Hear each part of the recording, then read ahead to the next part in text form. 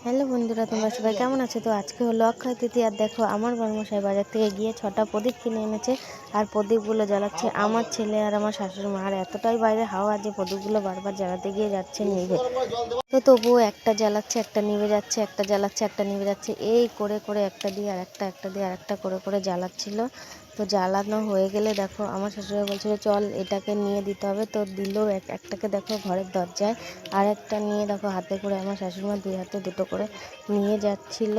একটা দেবে হলো রান্নাঘরে, আর একটা দেবে নাকি উত্তর দিকে দিতে হবে, তাই উত্তর দিতে হবে। তাই তো দেখো যে উত্তর দিকে দিয়ে আমার শাশুড়িমা চলে গেল রান্নাঘরে। আর রান্নাঘরে অন্ধকার ছিল বলে আমি তোমাদের কিন্তু দেখাতে পাচ্ছি না। দেখো এই যে তোমাদের ব্যাক ক্যামেরা করে দেখাচ্ছি, দাঁড়াও একটু। তো ব্যাক ক্যামেরায় দেখো এই যে উত্তর দিকে রেখেছে প্রদীপটা। আর এবার চলে গেল রান্নাঘর দিকে। তো রান্নাঘর থেকে ফিরে এসে দেখো আমার ছেলে একটা হাতে কিন্তু প্রদীপ নিয়ে অলরেডি নাচছিল, কারণ বলছিল ও ঠাকুমা আমি এইটা কোথায় দেবো, আমি এইটা কোথায় দেবো। তো ঠাকুমা বললো যা ওটাকে নিয়ে তুই জলের ড্রামে দিয়ে আয়। আর একটা পুরো দিয়েছিল আমাদের মেন গেটে কিন্তু। দেখো বলছিল আর নাচছিল।